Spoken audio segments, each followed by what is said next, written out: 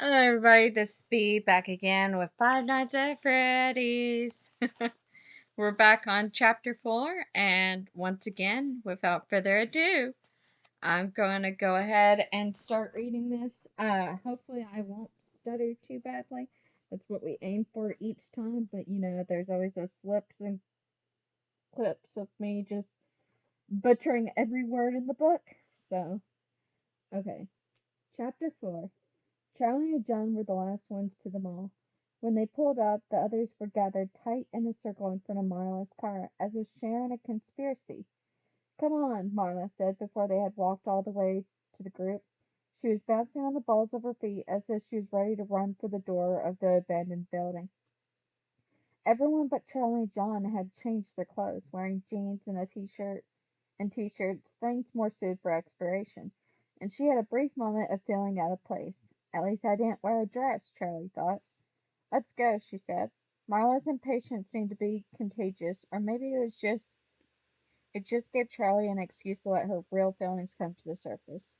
She wanted to show Freddy's off to the others. Hold up, John said. He looked at Jessica. Did you explain everything? I told them about the night guard, she said. What else is there? He looked thoughtful for a moment. I guess nothing, he said. I brought more lights, Carlton said as he held up 3 flashlights of varying sizes. He tossed one to Jason, a small one with an elastic headband attached. Jason turned it on, fixed it around his head, and began moving enthusiastically in waves and circles, making the light bob and dance. Shh, Charlie said, even though he was not making any sound. Jason, Marla whispered, turn it off. We can't attract attention, remember? Jason gleefully ignored them, spinning off into the parking lot like a top. I told him if he's not good, he has to wait in the car, Marla told Charlie quietly. But now that we're here, I'm not sure which place is creepier. She eyed the back branches overhead, raging in the raging in the wind, threatening to reach down and grab them. Or we can feed 'em to Foxy, Charlie winked. She went to her trunk and hefted out the police flashlight, but she did not turn it on. Instead, Carlton switched on 2 of the smaller lights and handed one to Jessica. They headed into the mall, knowing where they were going and what was waiting for them there. Charlie, John, and Jessica and Carlton moved through the empty spaces with a sense of purpose, but others kept stopping to look around. Come on, Jessica said impatiently as Lamar gazed up at the atrium dome. You can see the moon, he said, and pointed. Next to him, Marla nodded, mimicking his posture. It's beautiful, she said, although she could not see it. From a distance, they heard footsteps echo in the emptiness. Hey, hey, over here, John hissed, and they hurried as quietly as they could. They could not run for fear of making noise, and so they walked, fast but careful, hugging the walls. They entered the black void of the department store, creeping along in the shadows until they reached the break in the wall. John held back the hanging plastic obscuring the opening as others maneuvered around the scaffolding. Jason was slow, and Charlie put a hand on his shoulder to hurry him up. As she steered him to the opening, a strong beam of light swept into the room, scanning up and down the walls. They all ducked through the plastic and down the alley to where the others were crouched down against the wall. He saw us, Jason whispered, alarmed, running straight to his sister. Shh, Marla said. They waited. Charlie was next to John this time, and after the moment by the tree, whatever it was, she was very almost uncomfortable aware of him. They were not quite touching, but she seemed to know exactly where he was, an awkward sixth sense. She glanced at him, but his eyes were fixed on the opening to the hallway. They could hear the guard's footsteps now clearing the empty space, each one distinct. He was moving slowly, deliberately. Charlie closed her eyes, listening. She could tell where he was from, the sound. She thought getting closer, then farther, crisscrossing the open room like he was hunting for something. The steps came right up to the entrance of the alley and stopped. They all held their breath. He knows, Charlie thought. But the steps started again, and she opened her eyes and saw the light receding. He was going away. They waited, still motionless, until they could no longer hear the tapping of his hard-soled shoes. She and John both stumbled a little as they stood, and she realized they had been leaning against each other without realizing it. She didn't look at him. Instead, she set to work, taking the heaviest things off the wooden shelf. Will I was making sure I was recording. Will I be needing this? Lamar asked as Charlie handed him a bucket with a saw sticking out of it. We have to move the shelf, Jessica said. Come on. Jessica, Charlie, and Carlton and John got back into place and moved the shelf. Lamar tried to find a place to help, but there wasn't really room. Marla just waited. I'm better suited to supervising, she said when Charlie Mock glared at her. This time, the screaming of the metal door was not as loud, as if it no longer protested their entrance quite so strongly. Still, Marla and Jason covered their ears. You think that's not going to bring the guard? Marla hissed. Charlie shrugged. Didn't last time, she said. I know he saw us, Jason said again. The others ignored him. His flashlight went right over me, he insisted. It's really okay, Jason, Jessica said. We thought he saw us last night too, but it was fine. Jason looked dubious, and Lamar bent over to his eye level. Hey, Jason, he said, what do you think the guard would do if he saw us? Shoot us? Jason whimpered, eyeing Lamar warily. Worse, Lamar said gravely. Community service. Jason wasn't sure what it meant, but he held his eyes open wide as if it was something terrible. Will you leave him alone? Marla whispered, amused. He didn't see us, Jason reassured himself, though clearly unconvinced. Charlie turned on the bright light and shone it down the hallway. Oh my, Marla gasped as a first light streaked across the interior of the pizzeria. Suddenly it became real, and her face flushed with awe and fear. They went They went in one by one. The temperature seemed to drop as soon as they walked into the hall, and Charlie shivered, but she did not feel ill at ease. She knew where they were now, and she knew what they would find. When they got to the dining room, Carlton spread his arms wide and twirled. Welcome to Freddy Fazbear's Pizzeria, he said in a booming announcer voice. Jessica giggled, but the melodrama did not actually seem out of place. Marla and Lamar gaped at the room, awestruck. Charlie set the large flashlight on the ground and the beam facing up and it lit up their main room in dim, ghostly illumination. Cool, Jason said. His eyes fell on the merry-go-round, and he raced for it and jumped onto the back of a pony before anyone could stop him. He was too big for it, his sneakers dangling all the way to the ground. Charlie smiled. How do I make it go? He shouted. Sorry, buddy, John said. Jason climbed off, disappointed. The arcade is over this way, Carlton said, motioning to anyone who might follow. Marla went with him, while Jason fiddled hopefully with the carousel's control box. Lamar had walked to the stage and was standing transfixed staring up at the animals. Charlie went over to him. I can't believe they're still here, he said as she walked up. Yeah, she said. I'd forgotten this was a real place, Lamar smiled, for the first time resembling the little boy Charlie had once known. Charlie smiled back. There was something surreal about the place. She had certainly never told any of her school friends about it. She would not have known where to begin. Worse, she would not have known where to stop. Jessica poked her head out from the retracted curtain at the side of the main stage, and they both startled. What are you doing? Lamar asked. Exploring, she said. There's nothing back here but a bunch of wires, though. She disappeared into the folds of the cloth again. After a moment, they heard a thud as she jumped to the ground and she came strolling over. Do they work? Lamar asked, pointing at their animals. I don't know, Charlie said. Truthfully, she had no idea how they worked. They had always just been set to intermittent life by weather alchemy her father performed in his workshop.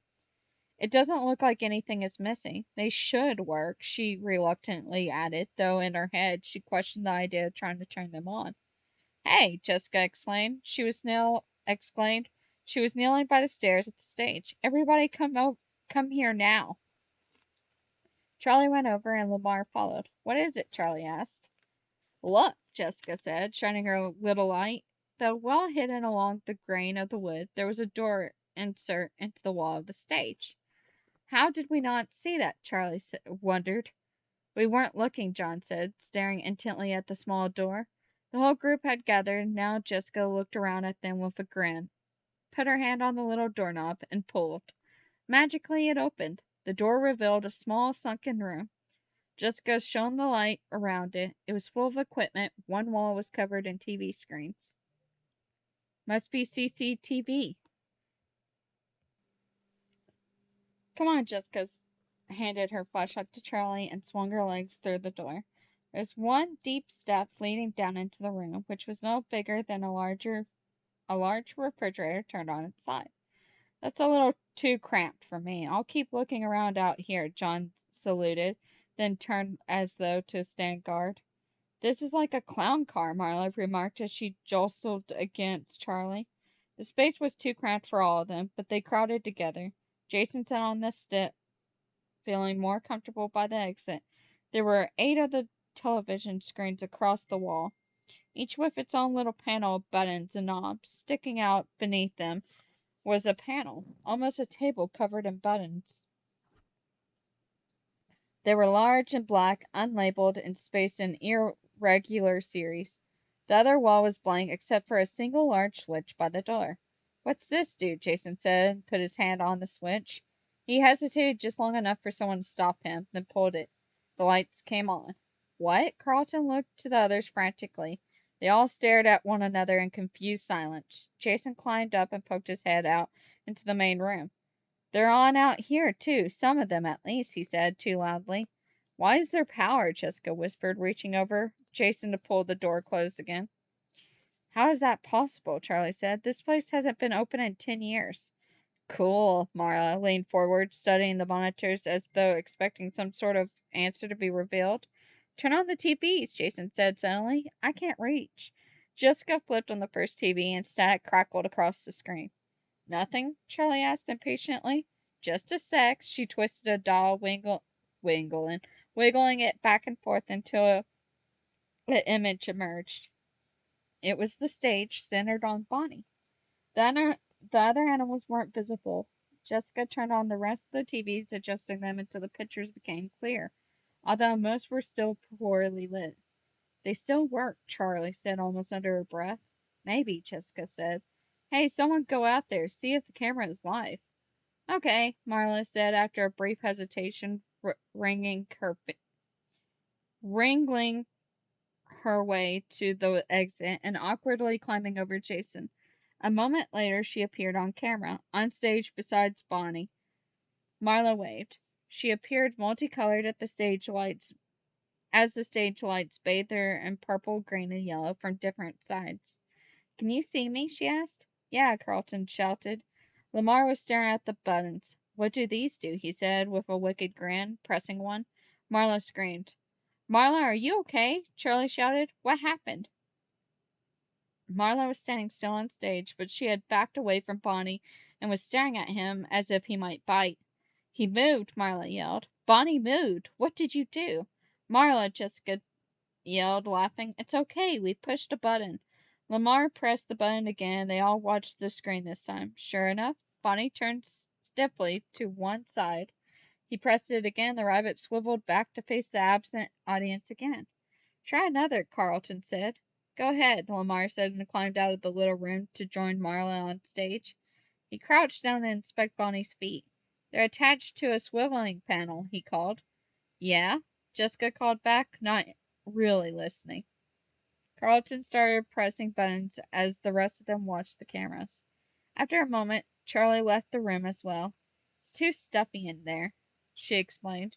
Jessica's perfume and Carlton's hair gel, both of which smelled nice enough out in the open, were starting to form a sickly miasma.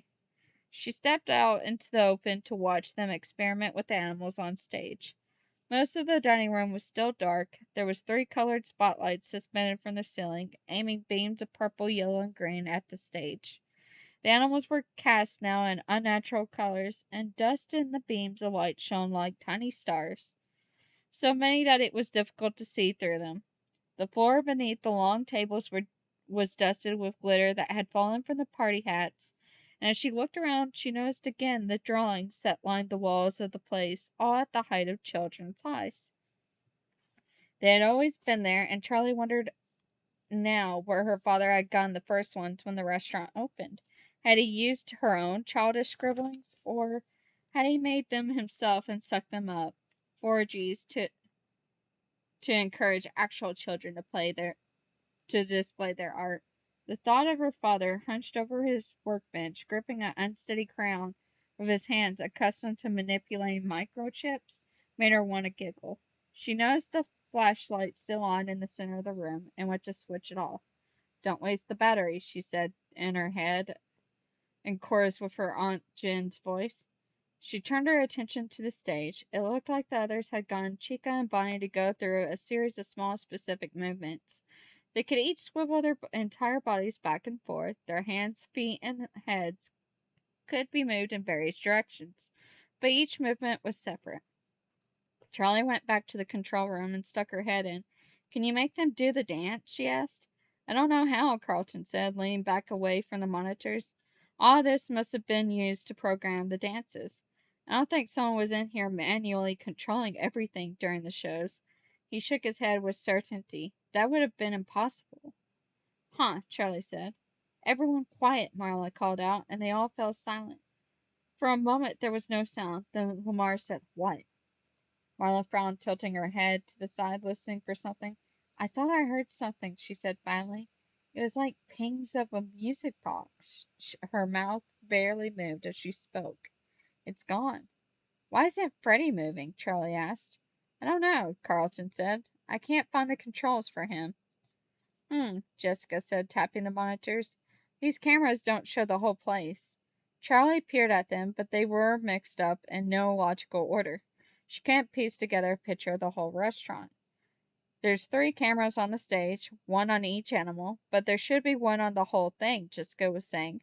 "There's the entrance to the kitchen, but not the kitchen itself, and you can't see the hallway and the room with the little stage we were at last night." "Maybe the cameras were just in the main room?" Carlton suggested. "Nope," said Jessica. "There are cameras everywhere out there." "So?" Carlton said. "So there's got to be another control room," Jessica said triumphantly.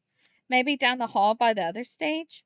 Charlie went back out to the main room again. She was feeling restless, less excited by the discoveries than the others, though she was not sure why. She watched the stage.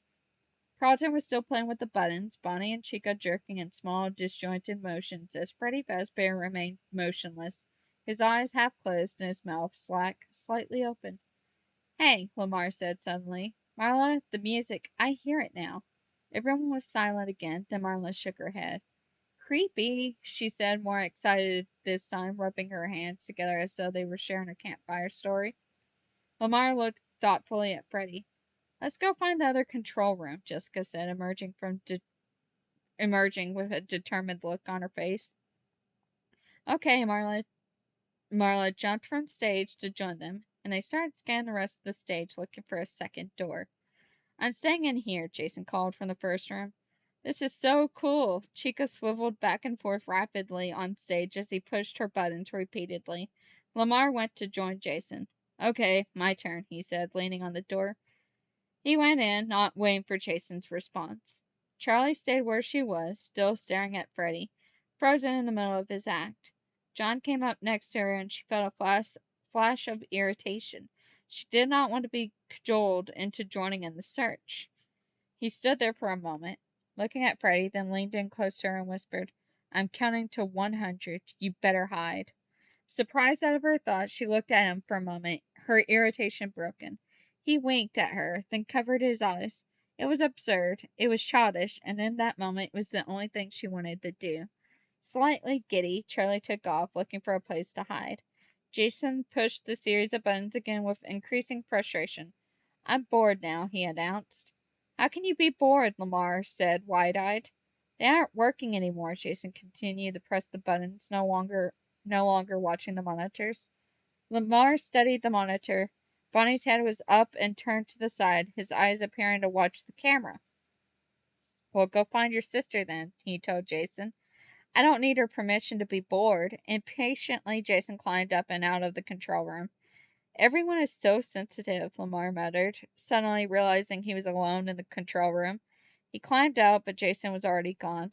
Jessica was leading the exploration party, heading towards the little stage they had discovered the night before. Marla looked back and saw Jason skipping to catch up just before they disappeared into the long hall. Hey, be careful, she called over her shoulder as Jason branched off in his own direction. Lamar caught up to the group and followed them on their way into the hall. The main dining room was empty now, though Jason could hear Charlie's and John's playful shouts echoing from the party rooms that extended off the main building. Left alone, Jason headed straight for the arcade. It was more dimly lit than the rest of the place. Without power, the arcade machines appeared as towering black monoliths in a forgotten graveyard. The air was stale and thin. Jason went to the nearest console and pressed a few buttons, some stuck with age, but nothing happened. Plug it in, duh. He ducked behind the games to check, but even though the mounds of wires seemed impossibly tangled, it looked like they were plugged in. Maybe there's a switch for the whole room? He started checking the walls. There was no obvious switch, but as Jason scanned the walls, he became distracted by the children's drawings taped in cluster. Jason was too young to have any memories of his own from being at Freddy's. Even Hurricane itself was no more than a hazy set of impression. But something about the pictures brought up a sense of nostalgia. They were all the same, really the kind of drawings he and every other kid had done. Figures with circles for bodies and sticks for arms, and a multitude of colors. Only a few details showed which figures were the animals. Chica with her beak, Bonnie with his ears. It seemed like there had been a bit more attention paid to the drawings of Freddy Fazbear. They were a little better. The children had been a little more careful to make the details right. Jason found himself looking at one drawing in particular. It was the same as the others, maybe a little better. Bonnie the bunny hugging a child. There was no name at the bottom. Jason took the picture off the wall and considered why this one in particular interested him so much. John bursted into the room with a wide grin and a deep breath. But then, seeing that it was only Jason inside, he quickly returned to a stoic demeanor. What's up? He nodded his head, playing it cool, then casually stepping away before silently returning to a sprint. Playing hide and seek like babies, Jason thought. I hope I never fall in love. He looked back at the drawing and squinted as though not seeing correctly. The child was now facing away from Bonnie. Jason stared for a long moment. Wasn't he hugging Bonnie before? He looked out at the main room, but Marla was out of sight, looking for the control room. Jason folded the drawing carefully and put it in his pocket. It was suddenly apparent how quiet it had become outside. Jason stepped out timidly and peeked into the dining room. Guys, he whispered, looking back once, then ventured out to find the group. Jessica, Lamar, Carlton, and Marla were still creeping slowly through the other half of the building. The spotlights from the dining room didn't reach this far, only accenting edges and corners or specks of glitter. Jessica scanned the walls with her flashlight, looking for breaks in the plaster, and motioned to Marla to do the same. We have to check for a hidden door, she said. The last one wasn't really hidden, Carlton pointed out.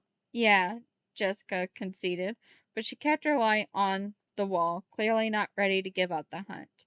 They passed two bathrooms they had not noticed the night before. Do you think the plumbing still works? Carlton said. I really need a pee. What are you, 5 years old? I don't want to hear that. Jessica rolled her eyes and walked faster.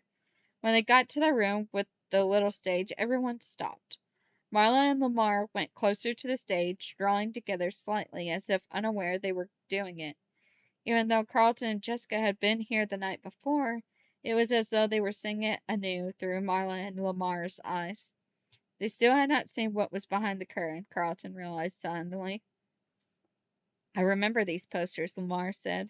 I remember this too, Marla said, pointing to the sign that read out of order strung across the stage. My whole life I felt uneasy when I seen that phrase, even if it was just out of vending machine. She laughed insincerely. I know what you mean, Lamar said softly, but before he could go on, Carlton interrupted. Found it. Maybe, Jessica amended. There was a door closest into the close set into the wall, like one below the stage. Not quite hidden, but not meant to be noticed. It was painted black, like the walls of the room. Jessica turned the knob and pulled, but it was stuck tight. Locked, Lamar said. I don't think so. Let me try, Marla said. She grabbed the knob and yanked, and it came open, sending her stumbling back. Impressive, Lamar said. Yeah, well, taking care of Jason makes me tough, Marla grinned as she knelt down and squeezed through the small door. It was almost the same as the first room, a set of 8 TV screens and a large panel of unmarked black buttons. Carlton fumbled to find the master switch, reaching his hand into the dark corner. Then, with a click, the power came on, and a soft buzzing sound filled the room. Rich, bizarre reds and blues began streaming in and under the door from the stage lights outside. Jessica and Carlton began switching the televisions on. They fiddled with the knobs until they were showing pictures, though most were very dark. From here they could see long shot of the main stage, just as in the other room, but the rest of the cameras were showing other places and angles. While the first control room had only shots of the main dining room, here they could see into the other areas of the restaurant, the private party rooms, which were set up with glittery decorations for events that would never happen, hallways and office, and even what looked like a storage closet. The room behind them was visible as well, the cameras trained on the out of order sign, now lit with otherworldly shades, and the curtain behind it. On one screen, they could see Jason ducking back into the arcade. Maybe I should go get him, Marla said, but no one responded. Carlton started pressing buttons. Spotlights appeared and vanished on the stage in the main dining room as he did, illuminating first one animal, then another, lighting up empty spaces where someone might once have stood. He flipped a switch, and it seemed for a moment that nothing happened. Then Lamar started laughing, pointing at one of the screens. The pizza decorations lining the walls were spinning wildly as though they might leap off and go rolling away. I forgot they used to do that, Lamar said as Carlton brought them slowly to a halt. There was a large black dial to one side of the buttons, and Carlton spun it, but it seemed to do nothing. Let me try, Lamar said. He elbowed Carlton to the side and pressed another button. There was a high pitched whine. They all jumped, and it quickly faded to a static hum.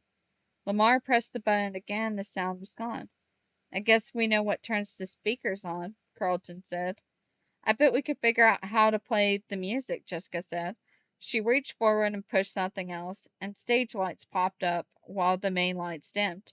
The figures on the main stage suddenly stood out a little, commanding attention. She pushed it again, the lights faded back to normal. I love that, Carlton said. What? Said Marla. Stage lights, he said. One switch and it's like a whole nother world up there. Another button flicked the stage lights on and off in the room behind them, while another started and stopped the little merry-go-round, its tinkling music grinding slowly, like the ride itself was trying to remember how the song went. They managed to get the speakers on again without the feedback whine, but there was still only static. I have an idea, Jessica said, pushing to the front of the group. She switched on the static again and started turning the knob back and forth. The hum grew lower in pitch, then higher, responding to her adjustments. Progress, Carlton said. It's still just static, Marla said, unimpressed. Jessica turned it lower again, then snatched her hand from the dial like she had been bitten and punched the button, shutting the speakers off. What? Marla asked. Jessica remained motionless, her hand still suspended in the air. What happened? Did it shock you? Carlton asked. It sounded like a voice, Jessica answered. What did it say? Marla asked, apparently interested again. I don't know. Let me try again. She turned the speaker on again, calling forth the static, and lowered the hum as they all listened, intent on the sound. As it sank to a lower register just below the range of a human voice, they all heard it, grinding and broken words, almost too slow and distorted to be considered speech. They looked at one another. What on earth? Marla said. No, it's just random static, Lamar said. He reached for the controls and dialed the pitch back up slowly. For another fleeting moment, there was a purposeful sound. That sounded like singing, Carlton said. No, Lamar said, suddenly more unsure this time. Do it again, Marla said. Lamar did, but this time the static was empty. Is that Charlie? Marla suddenly became focused on the a blurry figure moving down the dark hall towards them, sliding along the wall as though to remain unnoticed. Charlie was hurrying, almost skipping, and trying to find another place to hide. She glanced behind her, vaguely suspecting that John might be cheating. She moved through the darkness and towards the colorful glow of the small stage curtain, which was throwing eerie reds and blues onto the tables and the party hats. Going down this passage had always felt like a long and perilous journey, one not to be made alone. She kept her gaze fixed behind her, letting the wall beside her guide her step. She knew John was close, probably creeping up on her in the dark. Suddenly she backed into something stopped short, stopping short. She had been moving faster than she thought, or more likely the hall was not as long as she remembered. She saw a shadow at the end of the hall. If he turned his head, he would see her. Without thinking, Charlie climbed up onto the platform she had bumped into and ducked behind the curtain, tucking herself between the wall and a large, bulky prop, trying not to breathe. Charlie, he called, still far away. Charlie. Charlie felt her heart beat quicken. There had been boys she liked, now and then, but this was something different. She wanted him to find her, but not quite yet. As she waited, her eyes adjusted to the darkness. She was able to make out the shape of a curtain and the edge of the stage. She looked up at the object in front of her. No, her body shuddered, then froze. It was standing over her. It was the thing from her father's workshop, the misshapen thing that hung in the corner, shaken by random convulsions as its eyes burned silver. Does it hurt? Now it was still, and its eyes were blank and dull. It was staring straight ahead, and its arm with its hook hung useless at its side. She recognized his eyes, but he was somehow worse now, encased in hollow body parts and matted with red fur, with a stench of oil and glue. He had a name now. They called him Foxy, but she knew better. Charlie shrank away, pressing against the wall. Her heart was racing, and her breath was shallow too, fast. Her arm had been touching its leg, and now she felt a sudden itchiness from it, like she had been contaminated. She wiped her hand violently against her shirt as she began to panic. Run! She sprang away from it, pushing off the wall to get away, to move before it saw her, but the edge of the stage caught her foot. She stumbled forward, momentarily becoming entangled in the curtain. She struggled to get free, and when suddenly the thing's arm jerked up, the hook slashed at her arm. She ducked away too fast and it cut her. The pain was shocking, like freezing water. She tripped backwards and felt herself falling for a second. Then she was caught. Charlie, are you okay? It was John. He had caught her. She tried to nod, but she was shaking. She looked at her arm. There was a cut above the elbow, almost 4 inches long. It was bleeding freely, and she covered it with her hand, the gaps between her fingers welling over as her own blood leaked through. What happened? Marla asked, rushing up behind her. Charlie, I'm so sorry. I must have hit the button that caused it to move. Are you okay? Charlie nodded, a little less shaky. I'm fine, she said. It's not that bad. She moved her arm around the experimentally. See, no nerve damage, she said. I'll be fine. Carlton, Jessica, and Lamar came hurrying out of the control room. We should take her to the ER, Carlton said. I'm fine, Charlie insisted. She stood up, refusing John's help, and braced herself on the stage for the moment. She heard her Aunt Jen's voice in her head. How much blood have you lost? You don't need to go to the hospital. She could move her arm just fine, and she would not bleed to death from this. She felt dizzy, though. Charlie, you look like a ghost, John said. We need to get you out of here. Okay, she said. Her thoughts were scattered, and the injury hurt less than it should have. She took deep breaths as they headed for the exit, grounding herself. John handed her a piece of cloth, and she put it to the cut to slow the bleeding. Thanks, she said, looking at him. Something was missing. Was that your tie? She asked, and he shrugged. Do I look like a tie person? She grinned. I thought it looked good on you. Jason, Marla yelled as they passed the arcade. Move it or I'm leaving you behind. Jason ran to catch up. Is Charlie okay? He asked anxiously. Marla caught her breath and put her arm around him. She's fine, she reassured him. They walked briskly down the same corridor that they entered, though. Jason looked back as he was being guided out, studying the pictures on the wall once more before losing sight of them. The colored lights from the stage were fading. The flashlight was throwing shapes and shadows on everything, making the drawings difficult to see, but Jason could swear he saw figures moving in the pictures. They all hurried back through the empty building and out to the parking lot, not keeping watch for the guard. When they made it out to the car, Lamar, who had grabbed the big flashlight, flipped it on and shone it at Charlie's arm. She looked down at the cut. "Do you need stitches?" Marla asked. "I'm so sorry, Charlie." "We were all being careless. It's not your fault," Charlie said. She knew she sounded annoyed, but she didn't mean to. Her voice was tight and clipped with pain. The shock had worn off, but that meant the wound had begun to hurt. "It's fine," Charlie said, and after a long moment the others gave in somewhat reluctantly. "We should at least get you some stuff to clean that up, and bandage," Marla said, wanting to do something to atone, however small. "There's 24-hour drugstore just off the main road," Carlton offered. "Charlie, why don't you go with Marla and I drive your car back to the motel?" Jessica said. "I'm fine," Charlie protested half-heartedly, but she handed Jessica the keys. "You're a good driver, right?" Jessica rolled her eyes. "People from New York know how to drive, Charlie." John lingered a moment as Charlie was getting into Marla's car. She smiled at him. "I'm fine," she said. "I'll see you tomorrow." He looked at her like there was something more he wanted to say, but he just nodded and left. "Okay," Marla said. "To the drugstore." Charlie twisted in her seat to look at Jason. "Did you have fun?" she asked. "The games don't work," he said, obviously preoccupied. The drugstore was only a few minutes away. "You stay in the car," Marla commanded to Jason as they pulled to the stop. "Don't leave me out here," Jason pleaded. "I told you to stay," she repeated, a little confused by the fear in his voice. He didn't answer, and she and Charlie headed inside. As soon as they were gone, Jason pulled the drawing out of his pocket. He held it up under the faint lights of the parking lot to examine. It had not changed back. Bonnie the bunny was reaching towards a child who was facing away from him.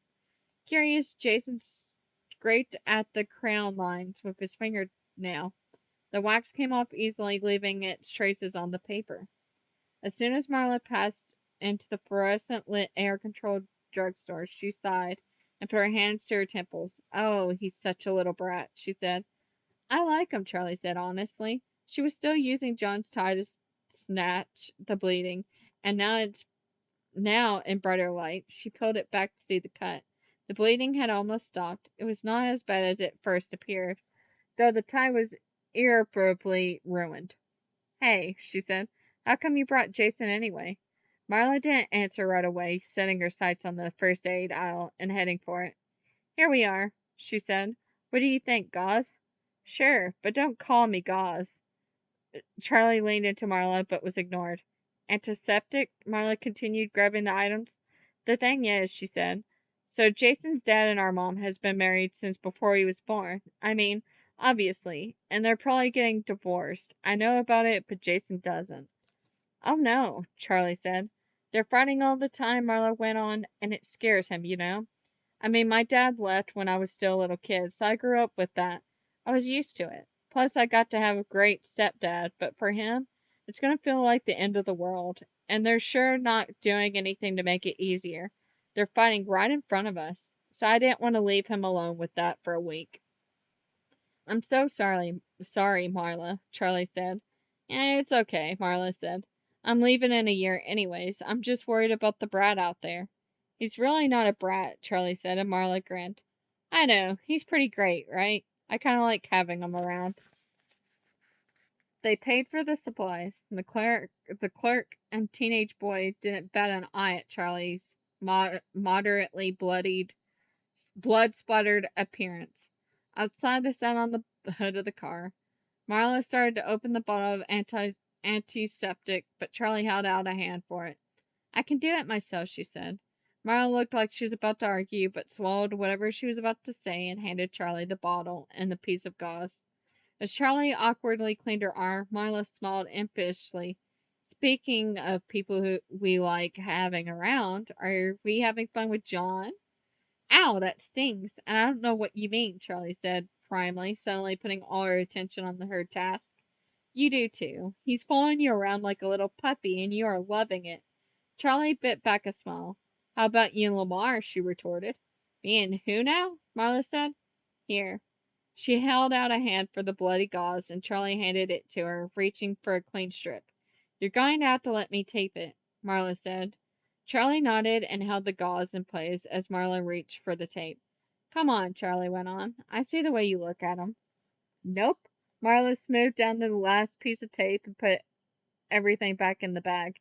Seriously, Charlie said as they got back into the car. You're adorable together, and your names are anagrams of each other. Marla and Lamar, it's meant to be. Both laughing, they headed back to the motel. And that's the end of chapter 4. So I hope you guys enjoyed. We got to see a little bit more of Freddy's. Oh, a little more of Freddy's and, seeing some pictures change apparently. So I hope you guys enjoyed it, and I will see you in the next video. Bye bye.